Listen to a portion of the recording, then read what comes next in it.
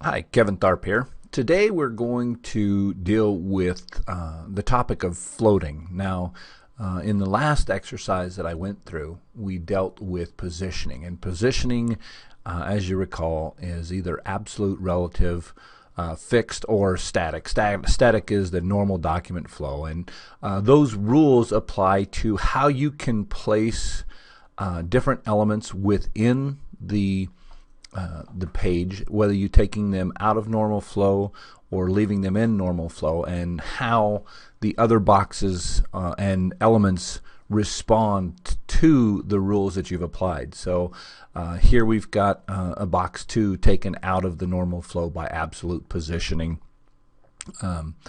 and box 3 comes up to take its place. So that takes it out of the normal flow.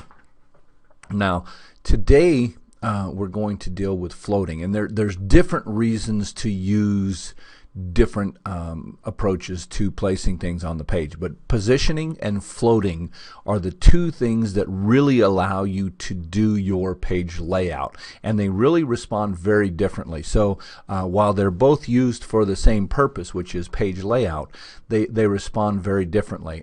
For example, this is a positioned page, and you'll notice that when my viewport gets narrower, that positioning doesn't change. Those things don't respond to the space that is available to them. And that's one of the problems with positioning, is it isn't fluid. It goes to the location that you've told it to go to, and that's where it stays. So what we're going to do today is we're going to look at floating. And what floating does is it allows you to give elements in your page properties that will allow them to want to float to the top right corner of the page. Now, that's if you just put the float on. But what you do is you apply rules to those, and we're going to go through those rules about whether it goes to the left or the right, if it's not supposed to go up, those kind of things. And we're going to go through all of those rules to help you to understand how the floating aspect works. And so just to keep this consistent, I'm going to have you go to the exercise 1 that you did in the positioning, and we're going to save that same file, and we're going to start fresh with that. So let me go ahead and get out of Firefox here, and I'm going to close the exercises 2 because that's not the one that we're using. So I'm going to open the exercise 1.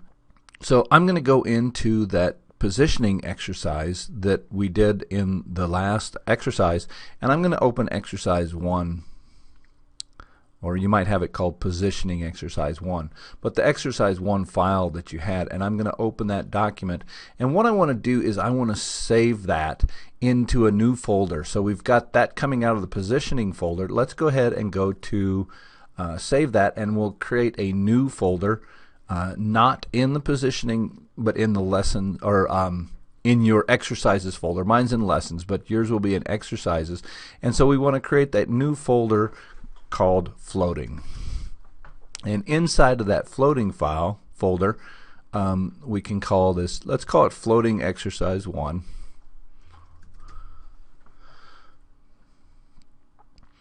And go ahead and save that. And it doesn't matter if you update the links or not, because we're going to be changing that. So I'm not going to do that. And what that does is that brings us in this document, and I'm going to close exercise 1 just to make sure that I'm not working on that. And what I want to do is I want to clean out some of the things that we've done here. So I want to leave it so that all I've got is a background, height, and width for each of the elements that are in the page. So the boxes, and I'm going to take out those positioning, top left, top right, those things that we put into the positioning that aren't related to the color and the size of the boxes.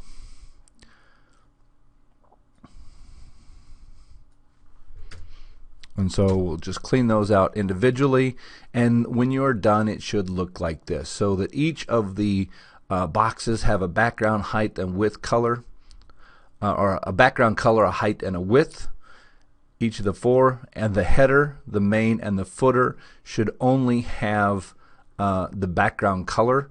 Again, these are all in the style section that sits within the head section. So these should be above the body and before the closing head section, so that they're up in that head section. So what we're doing is we're working with embedded styles on this page. They're only going to apply to this page, and so we'll work from within that.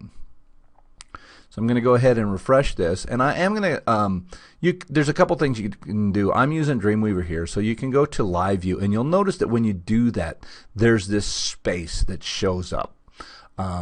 If you're using another software, you can look at that page in whatever browser you're going to use, and what you're going to find is that that space is still there. And the reason that that space is there is because that is part of the default from whatever browser I'm using. So we're going to go ahead and because otherwise this gets frustrating, because you're not sure if if you're manipulating it or if it's a default from the browser. So we're going to go ahead and we are going to we're going to attach a style sheet to our this document. We're going to attach the reset style sheet.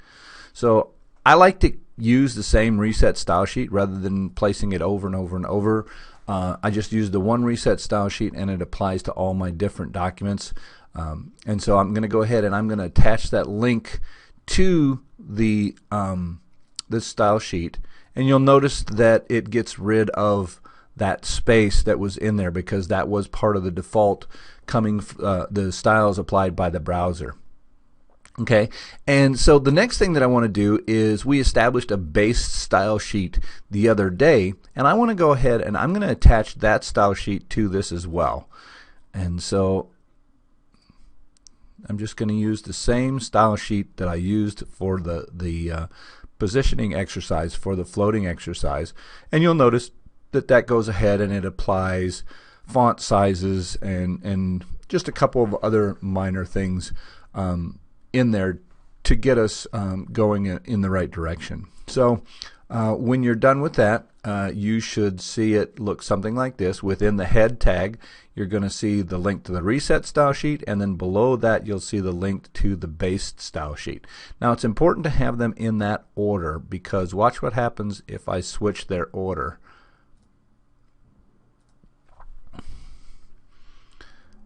And then I go ahead and refresh that.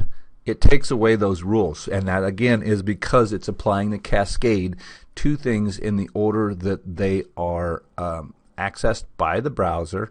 And so we want the reset style sheet to be encountered by the browser before the base style sheet. That's a good rule to get in the habit of doing. Understand your cascade and where things are going in the cascade. Now we have styles here.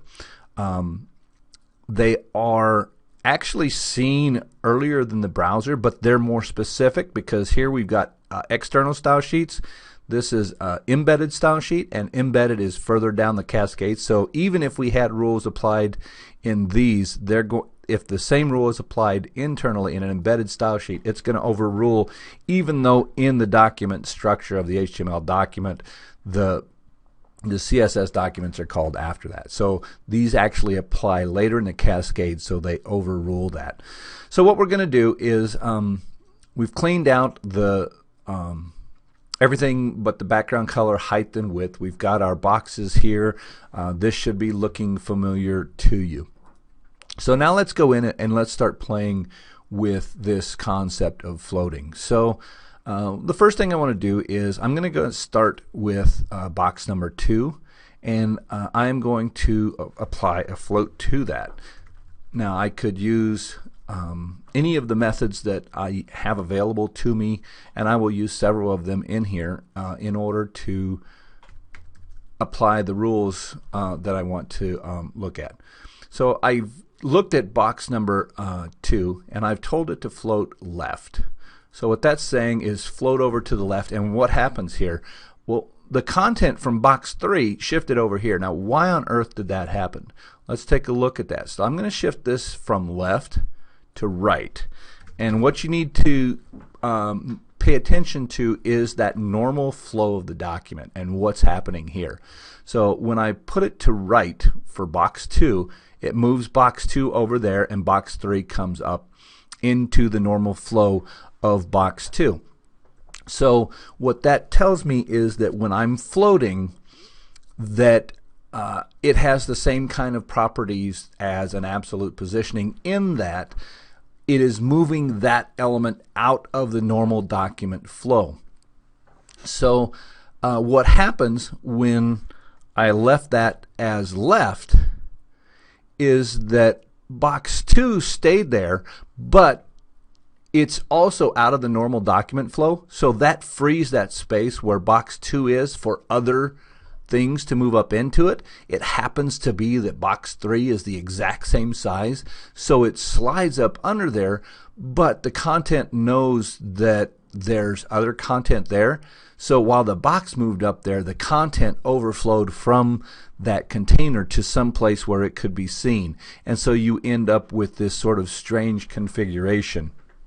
And so again, when you see that, you know that there's something going on where an element has slid underneath another element, and yet it still needs to display its content.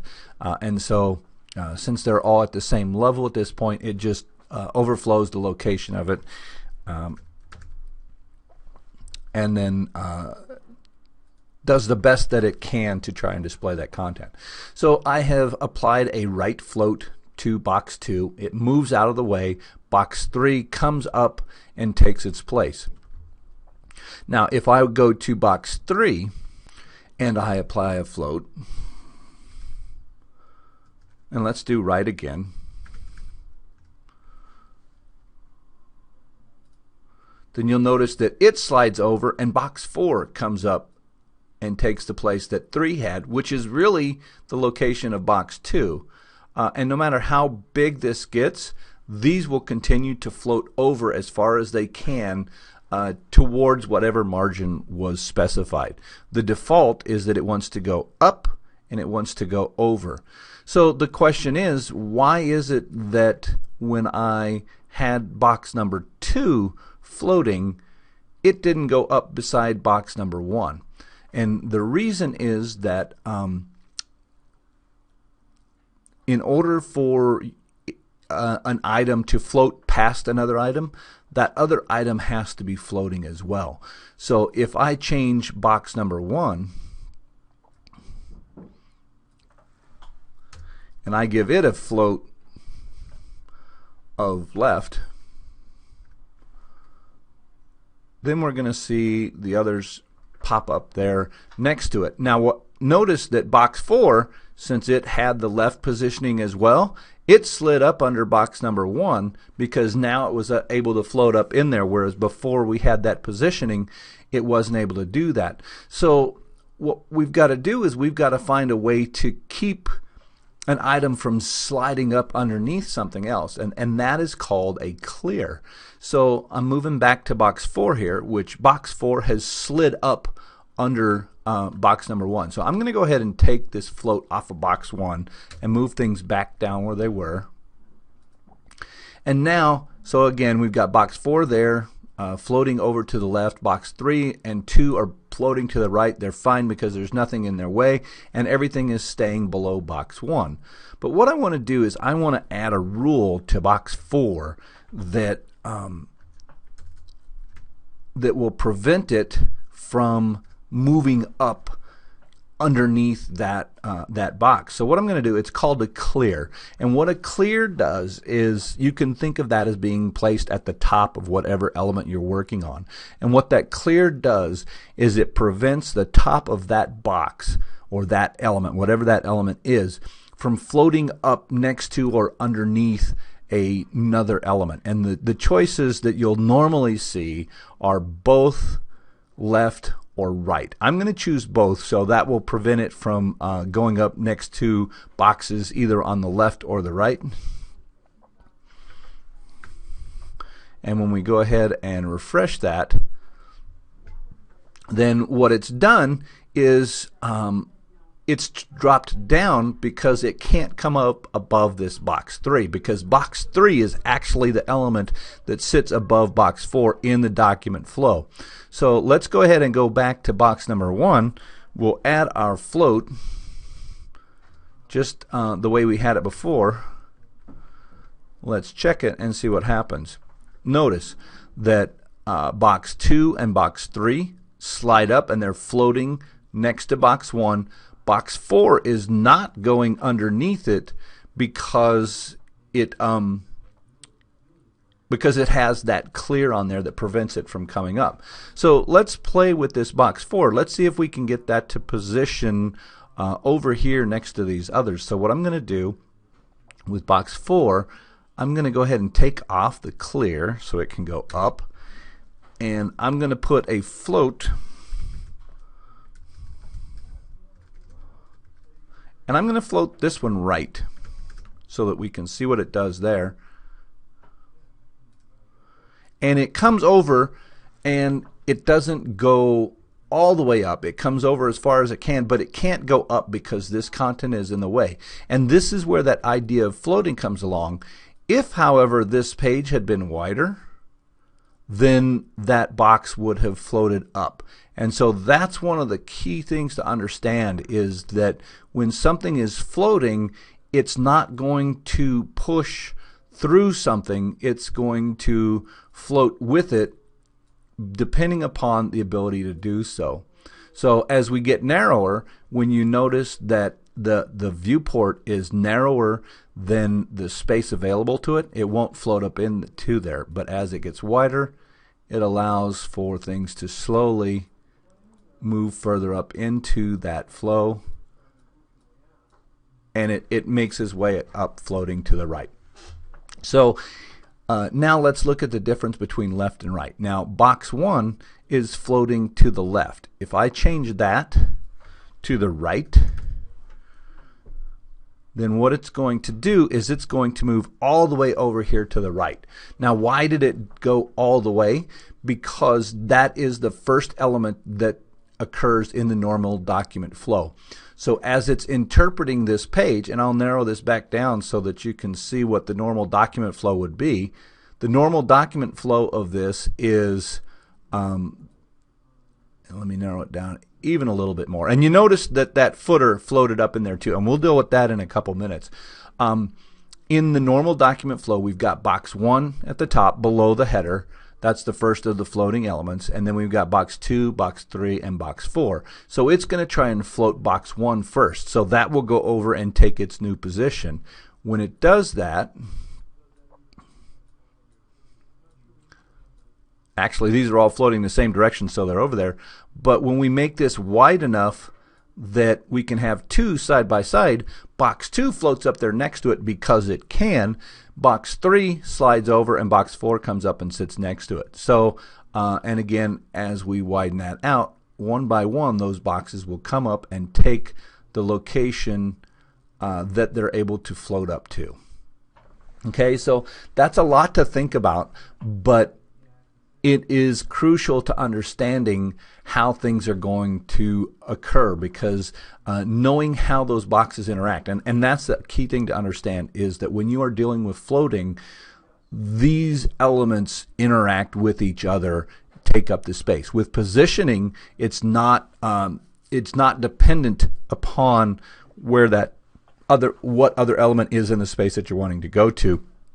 Whereas in floating, it's absolutely dependent not only on the other elements, but on the rules that they have to them. So what I want to do is, I've got this footer down here, and I don't want that to come up through my information. So what I'm going to do is I'm going to go to that footer rule, and I'm going to give it a clear. I'm not going to give it a float, and I'm going to do both.